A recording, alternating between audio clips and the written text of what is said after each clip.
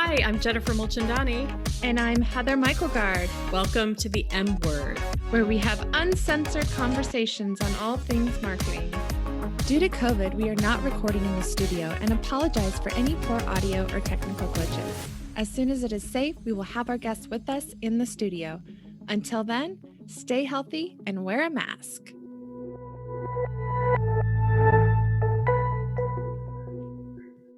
Hello and welcome to the M Word. My name is Jennifer Mulchandani. And I'm Heather Michaelgard. And today we're talking to Heather Hyman with Sweet Tea Social Marketing. Heather is the author of The Golden Rules of Social Media Marketing and host of the Business Jesus Sweet Tea podcast. Heather helps companies and brands use the power of social media strategy the right way so they can scale their income, impact, and influence. Coming to us from South Carolina, Heather loves being a wife and mom and loves to keep strategy simple so people can execute. Welcome to our podcast, Heather. Hey, thank you so much, Jennifer and Heather. I'm excited to be here hanging out with you ladies. Great. Well, we appreciate your time. We'd like to just start out and let you orient our listeners to you and your business. Just give us that quick overview of what do you do in marketing and who are you working with? Yeah, great question. So, I would say our happy place in where we love to geek out on relating to social media strategy is the strategy component, because so oftentimes people are busy doing all the things and all the tactics and all of the TikTok dances, but they actually have no idea what their actual strategy is. And so the main thing we love to say is that your social media efforts should be aligned with what your business goals are. I love to focus on organic social media without having to feel that you have to have paid ads, relationships, and the power of video. And so we come alongside our clients, which sometimes are 6, 7, 8, 9-figure companies. And we're actually more so just developing a strategy for them, or we're actually helping teach up and train their in-house team, all the way to the other end where we have a program where we come alongside Christian CEOs and business owners that are maybe at that level of maybe 3 or less people on their team, and they want help, but they're not in that position to be able to have a full-blown marketing agency helping them with social. That's great. You said when we chatted before the show and you shared information with us that you love marketing. Obviously, you've built your business around providing marketing, but what about it specifically do you love? I have just seen personally in my life, social media and marketing open doors that otherwise would never have even been possible. Like even Heather, like your co-host here, like I met her through, I think maybe original a Facebook group, which then led to a DM conversation, which then led to us both being at the same marketing conference in Chicago. And I adore and love Heather to pieces. And so that being said, I didn't just kind of show up and Google how to make money at home. I have a background. 21 years ago, I actually worked for a digital marketing agency. So I saw the whole like project management, graphic design, web design side, but I'm a connector. And so what I have found over the years as social media has become to be a thing is that I love the power that social media marketing can truly allow for people and businesses to build connections, to give people a chance to like, know, and trust you, to feel comfortable pulling out their card to do business with you. I've seen that happen on my own, where I've built 2 brands completely from scratch in totally different eras, because we know the algorithm changes all the time. So in 2011, I started my first company. And then in 2014 is when I started my Sweet Tea social marketing brand. And I've just seen that when you're willing to show up and when you actually care about the human that's on the other end of the tweet or the share or the comment, that really great things can happen. So what started out for me as a, hey, I just want to make some money for our family to go on vacation, has like transformed my life and been able to say, hey, we could actually afford private school for our kids if we want to, or, oh, we could actually buy our dream home or make a donation to a child in need or help this family that wants to adopt. I've just really see it honestly transform my life. I've seen it make a huge impact for our clients. And I just want to amplify the message that people have to stop hiding, but you genuinely have to realize that this is marketing. To the point of y'all's podcast, the word marketing isn't a scary word. I just think for a lot of people, it's not their zone of genius, and they ultimately feel timid, and they just need to be told the right things to do and focus on. Heather, it's been so fun to watch your business grow. And as you said, we have been connected since 2014, and it's so great to see you here today on the show.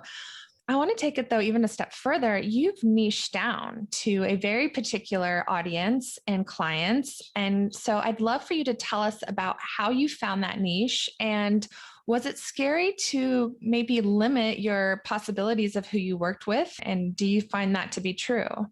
Okay, so I love this question and it's super fun. So when I did start my Sweet Tea social marketing brand in 2014, I laugh because I probably still have a copy of that original business card. But the first business card says, I help small and medium-sized businesses, nonprofits, and churches. And I was like, I want to help everybody. And I genuinely wanted to.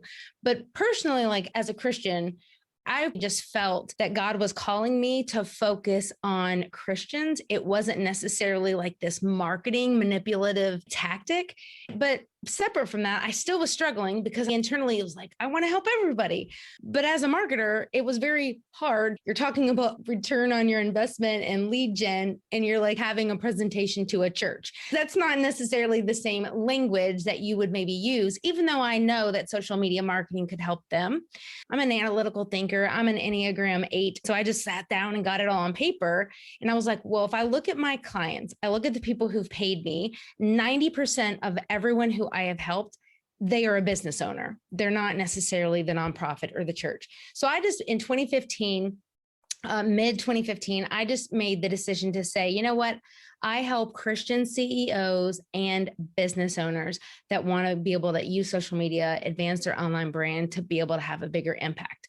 And I just felt it freed me up mentally of not always feeling like I'm walking on this line of trying to dance between the language that sounds appropriate for a church versus a business. What has happened is, one, I think it's helped me stand out. So when people are at a barbecue and they're talking to someone, and maybe that person is a Christian or maybe it is a church, like I come to mind and they say, you need to know Heather because she works with Christian brands. And so what I have found is it's helped elevate more, I would say, referrals that come to me. I've made it easier for people to go, this is something that Heather is passionate about. But I've also found that the churches and the nonprofits still end up coming my way, as well as brands that would not necessarily in any way identify as Christian. But when they do talk to me and work with me, they're like, hey, just so you know, like I'm Jewish, or just want you to know that like our faith is not in any way a part of our brand. And I've had multiple clients where they sell pet shampoo and they're cool people and I know that I can help them and they've gone on to be like a fantastic client. So it's not like I'm like, oh, I'm sorry, you don't have that Christian box, I won't help you. But it's more so they see who I am, they see my website, they see my podcast. And I think it allows them to almost even better be able to self-select and say like, is she a good fit for us? And I feel like it's just ultimately helped overall. You're talking about it through the lens of your own faith. Sure.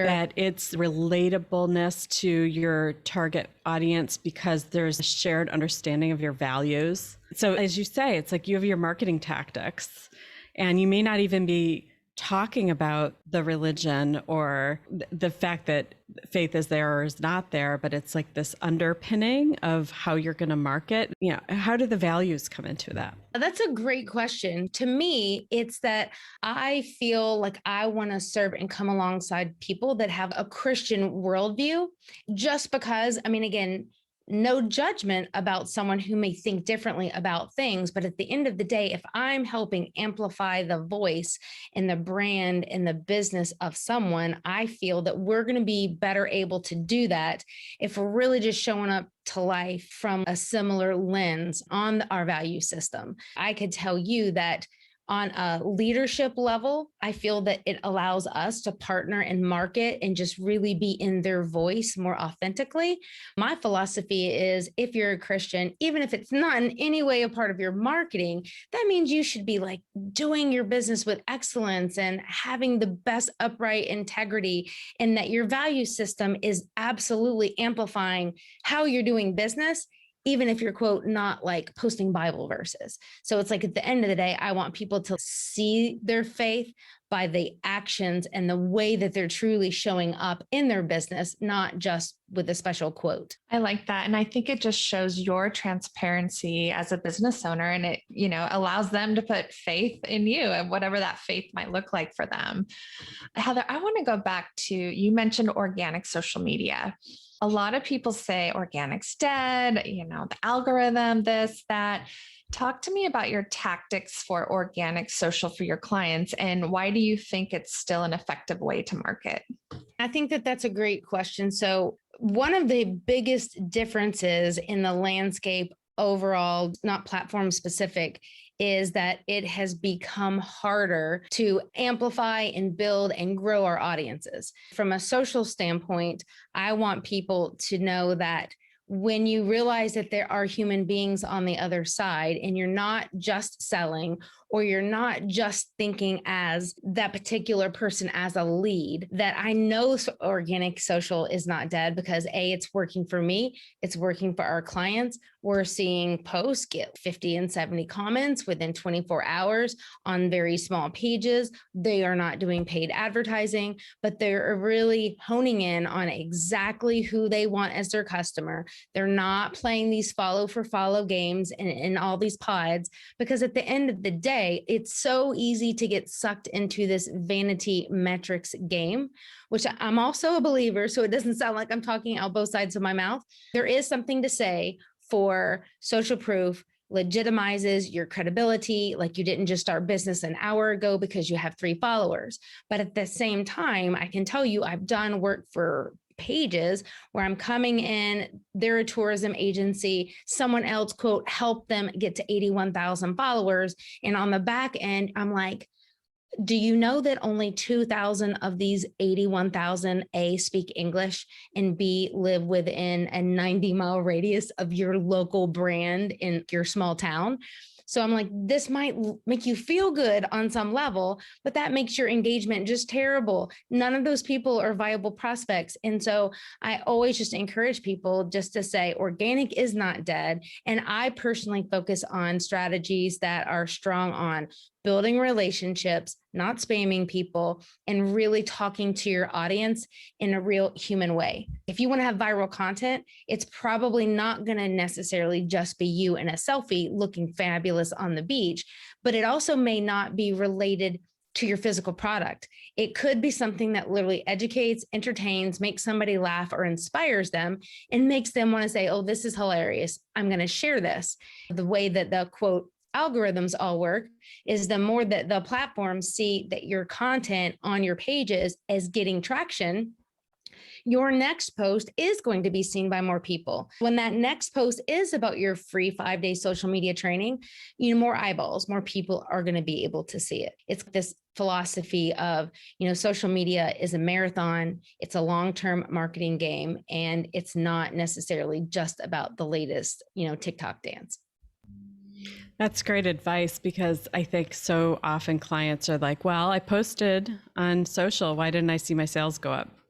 Right. It's what you just communicated, that it's about building community, and it's a long game. It is not deal of the day and get a lot of bang for it. That's great. And as you were talking about the difference between numbers that matter and the fake vanity numbers that maybe prop up an ego, it made me think of the story that you shared with us about your own marketing challenge, learning experience in 2014. And you shared about trying to implement some tactics that worked for an organization that had an insanely large list, and how that isn't going to work for a small organization. Can you tell us a little bit more about that experience and what you took away from it?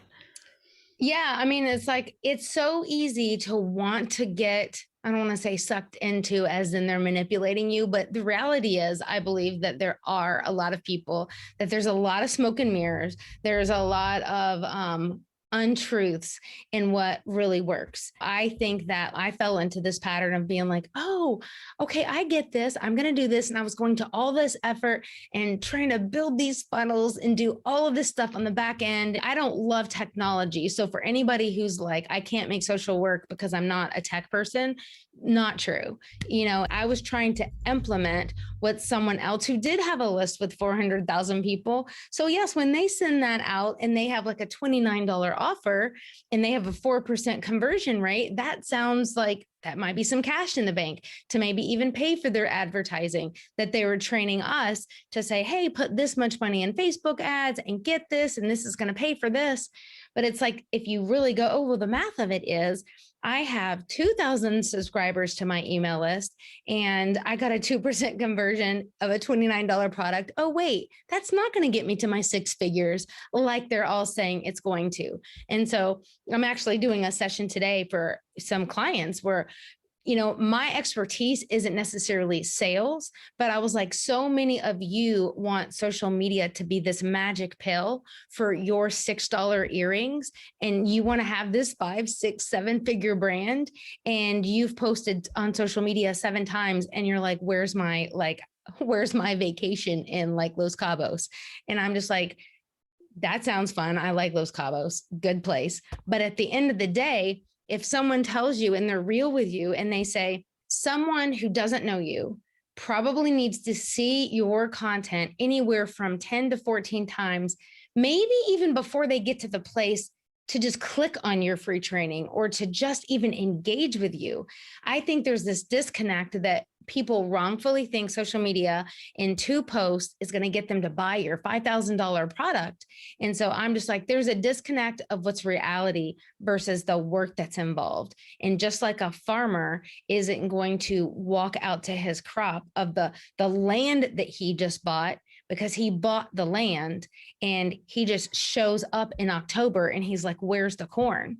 So it's like to direct that to our businesses and our CEOs that are like, they're running quote social media to work. And I'm like, well, when have you posted? What value are you giving? What offers do you actually even have that you're amplifying? And they're like, oh, I've had none of that. But they're waiting for their corn, right? They're waiting for their sales. And I'm just like, you've got to do the work. So I'm all about like, here's what you can do to save your time. But here's not what I'm about is saying, oh, you need to invest no time, put out no good content, not be credible. And then just because you got the Instagram account and you used 7 hashtags 8 weeks ago, that's not going to get you what you think you want. So I'm more of like a realist, not like I'm trying to like discourage people, but I'm like, I want you to say, I've got 2 hours a week. How can I be effective in my marketing? I'm not here to say, you know what, in 5 minutes a month, you are going to make 6 figures with social, because that's just untrue. Heather, in the beginning, you talked about another tactic that you really appreciate, which is video. How do you get, and have you found that clients are maybe hesitant to start video or scared? And how do you get them out of that comfort zone to try it? What are your tactics there?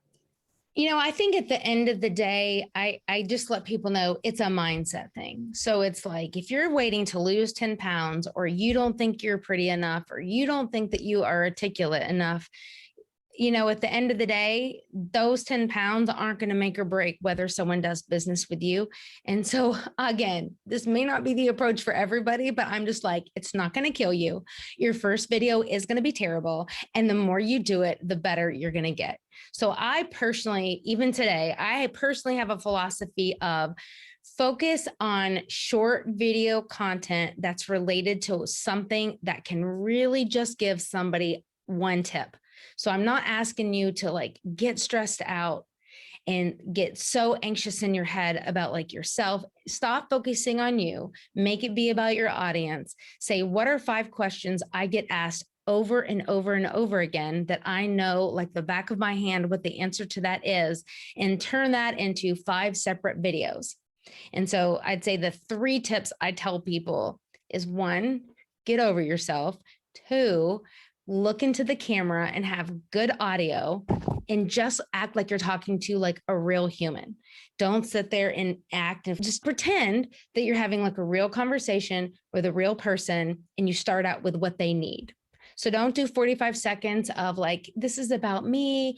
Just literally say, hey guys, today I'm going to share with you the number 1 thing you can do to your Instagram bio to get more people to engage with you. And then I might say, I'm Heather, I'm in South Carolina with Sweet Tea Social Marketing, and I help, blah, blah, blah. But then I just give them the tip and I give them what they want. And then I say, give us a follow if this has served you, if this has helped you, or, click the link in our bio if you want X, Y, and Z. But make it short, make it simply be you answering a question that your audience needs, and just make yourself do it. And you will get better. Your 15th video is going to be so much better. And then the final thing I would say for someone who's like, I'm not tech savvy, is like, you can do this and just grab the phone that you have that has like a remarkably great camera on it. There's like a 95% chance of everybody listening right now, you've got a fantastic phone that has a great camera that can record you with good audio, and just make sure you know where the camera is and you're making eye contact, and just do it. And then a quick little tip, if you are recording on your phone, to minimize your stress of going, this video won't upload, it's a 17-minute video. That's why I really encourage people, keep those videos nice, tight, shorter than 3 minutes. One, it won't take up a million, things of space on your phone. But two, if you just keep it tight and short, it's easily able to be uploaded to your social media accounts. So that's just kind of like my quick little video rant. That's great. And I love the tips. I might share some of those too. I want to talk a little bit about specifically creating communications for social media that are helping to communicate going back to sort of client values, client good work, kind of who they are at the core of their business, or the humans who are running it. How do you convince your clients, or maybe they're very open to it, to share the things that are personal to the company or to the leadership or their values or their community good work? I mean, we talk about cause marketing as a method or a strategy, but often clients that I think you're working with, it's part of their DNA. And so how do you craft messaging that is authentic but doesn't feel, look at us, we're doing all this great stuff? Because it seems that that's an important part of your work. Yeah. And exactly the way you just worded that, Jennifer, is what I oftentimes hear. I don't want to say necessarily as pushback, but as in hesitation, because to many of our clients, they hear maybe what I'm trying to suggest them to do, and they interpret it as, oh, Heather just told me to like brag about myself, or Heather just told me to like talk more about like why I do what I do. And they internalize that as like, this is me putting the focus on me. But I always just look at everything from like a marketing lens. So it's like, you've got 10 accountants that all have the same certification. They all went to the same college. They all, even let's just say, have the exact same $3,000 offering to work with them. So at the end of the day, we all know that we aren't the only people that do what we do. So the only thing that really can differentiate you as a viable choice that they want to go with is almost how you position the you part or the culture of your company into your messaging. Because if you're just going to talk about saying, taxes are due on this day, or the taxes have been extended to this day due to the COVID pandemic, blah, blah, blah. Well, that information probably is helpful, but that ultimately doesn't differentiate yourself. So I like to encourage our clients and people to really say like, why is it that you do what you do? Because I believe sometimes the why, we're not just chasing, the dollar bills, but we're doing this because it fuels us or it makes a difference. One of my clients she bought a flower truck. She's got a flower boutique company in Wildwood, Missouri. And she wrote a book about it's called Zinnia's Flowers, but her whole love of flowers and everything that she's doing is from her own relationship with her grandmother, who taught her how to garden as a kid. And so she's got this book and she sells the book when she's out and about at her event. And it might maybe sound cheesy, like, okay, she started a flower company because she had a grandma that taught her about flowers, but that's true. And that's her story. And that's the reason that she's actually just quit her full-time job to pursue this full-time. And so that story, if she never communicated that, you wouldn't know it. You would just be like, okay, maybe she just thought, flowers are trending right now, or this is something to do because people are outside right now. Let me just kind of like chase like the marketing tactics. But instead, she's embraced her story, she's elevated it, and it's helping differentiate her at the farmers markets. It's helping people feel more connected with her. And we all know this. I know that y'all know this, but people spend money and people buy from people they like, they know, and they trust. So if we're willing to go, if I'm talking about myself, or even if I'm celebrating another client, that's not you going, look at me, I just got a $10,000 contract, even though that might be true. I look at it as a marketer and say, when you share that you just brought on a $10,000 client who is from the British Virgin Islands, and they have been following you for 6 months and they're getting X, Y, and Z results, I think you might be sharing that story. That's helping all the future clients feel more comfortable to spend money with you. That's validating that you are legitimate. It's giving you credibility. So I think it's really a mindset shift, Jennifer, that when we talk about ourselves, or we talk about our story, or we say, one of the reasons why I think this, and the entire culture of whatever your business is might be going down a completely different road. Here's why I think that. Yeah, I think it's so much easier for people to start a relationship or a conversation with a real person rather than a logo. So come out behind your logo. Heather, what have you seen on social media that you have found cringeworthy, or it just makes you like, oh, I wish they would do that? Oh my goodness. Okay. So this is an interesting question. I am a huge advocate, again, of building relationships. And I leverage and use the direct messages to continue conversations that may have started online. I laugh. I was like, Wayne, this must be working, because it annoys me so much that I'm sitting here talking to you about it before we go to bed. But I got this message last night on Instagram that was like, hey, I thought you might be interested in our page about, pelvic activation and like something else. And I was like, Wayne, this is my husband, everybody. I was like, maybe the bigger version of me is just to be like, to ignore that and block them and delete it. And I normally do, but I said, I've got to write this lady back. So I wrote back, but I was like, what on earth made you think I'm interested in your pelvic page? Like, seriously, I'm so curious. Or is this the worst marketing I've ever seen? ? So sometimes like those things get me. So it's really people not realizing that I'm a real human. And if your strategy is that you would walk up to me and say that, a random stranger at a marketing thing, will go about, you do you, and it probably might work on some percentage of the population.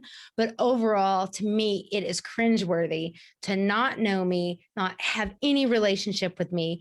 And in the same, that was just an example of like a short thing that drove me crazy. But if you're sending 17-mile long DMs, and in that same email, you're asking me to be your client, you're sending me your opt-in to come join your Facebook group, like, I just am like, block and delete. And that's just one more person that I currently don't need to have any more conversations with.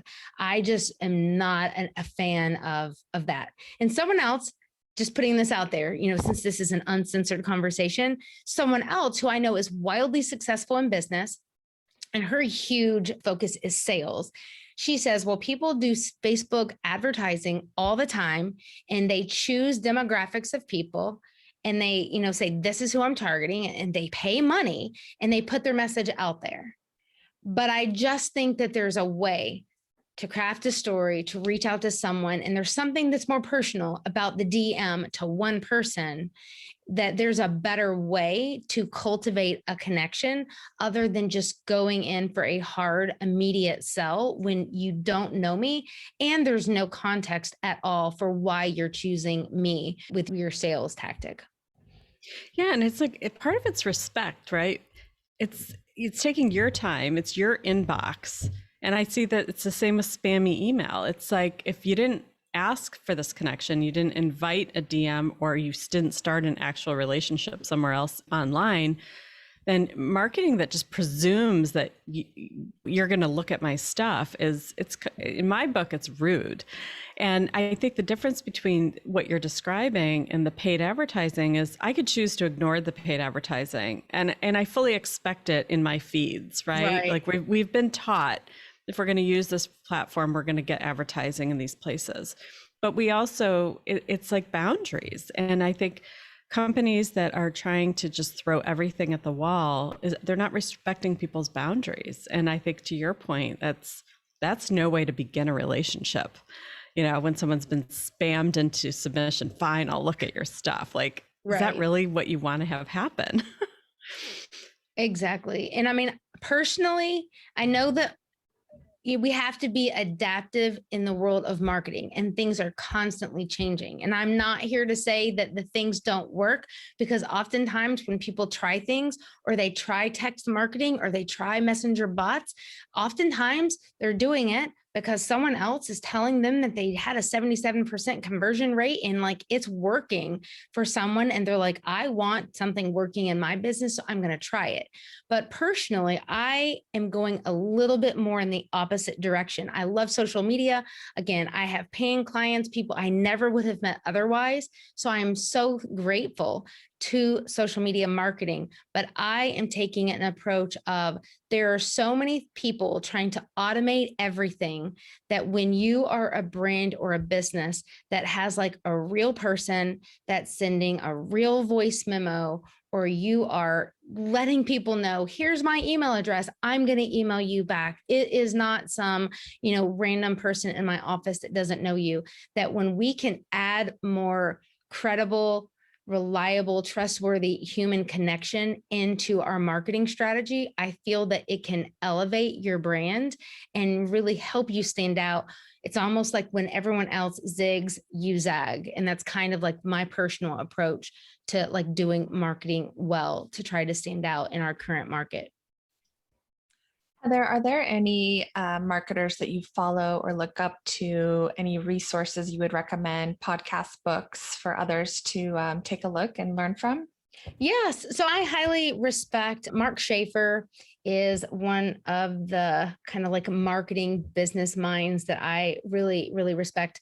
I'd say a lot of the people I love to focus on are people that have a legitimate business implementing what they're teaching, and not just people that are super popular on stages at marketing conferences. And so I'm not leaving other names out, but I'm just saying people that are literally in, not necessarily that they're in the weeds, but that they're actually getting clients. They've not just mastered like marketing to people, a particular message, if that makes sense. I wrote a book called The Golden Rules of Social Media Marketing. And so I have the focus of my book where I didn't want it to be outdated 5 minutes after I wrote it, because we all know social changes like this. And so I am a huge believer of really have good, solid strategy about how people like to engage and be engaged by. But I'd say Mark Schaefer and Kelly Roach are really just two people that I'd say are very strong from like a business perspective. And then they have a lot of really great content that's directly angled within the marketing space. Those are great resources. And I look forward to reading your book too, Heather. So just to leave on a note of reflection, if you will, if you could go back to when you started building your own brand, whether this one or a prior brand, what advice would you give yourself in terms of marketing? I think that sometimes, and this is how I am, I'm wired that I'm like, show me an example of what works, and then I want to tweak it to be my own.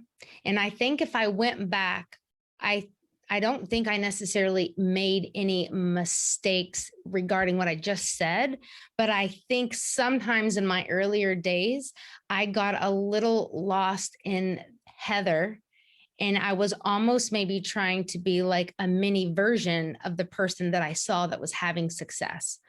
So what I think I would say to like either an earlier version of myself, if I could turn back time, or if I could maybe just give a message to your audience, that would be really go, what are the 3 differentiators about someone doing business with us?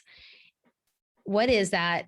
Are you incorporating those 3 things into your social media marketing strategies consistently, so that that message is something that you are consistently communicating, that not only your current audience is like reminded, having you top of mind, like you are the go-to on this, whether it's a product or service or a program, but also that you are knowing that exactly who you are, how you show up, or even just what the culture of what your organization is, has to be consistently put out there.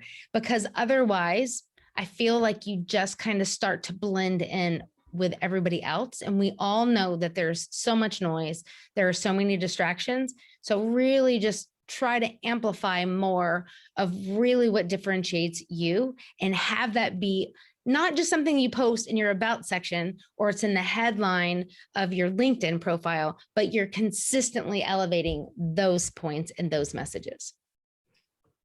So Heather, if our listeners want to connect with you and learn more about Sweet Tea social media, where can they find you? So my last name is super weird. So it's Heather Hyman, but it's spelled Heuman. And on LinkedIn, on Twitter, and on Instagram, you can follow us just simply by my first and last name all together. But our company website is sweetteasocialmarketing.com. And that's where you can find access to our book and our podcast and our programs. Well, that's terrific.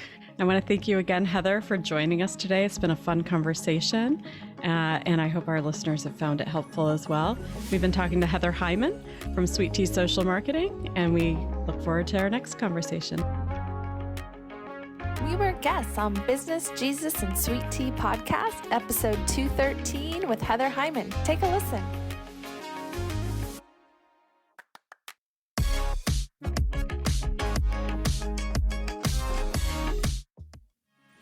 Thanks for listening. We hope you'll come back. Subscribe to the M Word wherever you listen to podcasts. And for more uncensored conversations, visit the M Word page at arlingtonstrategy.com.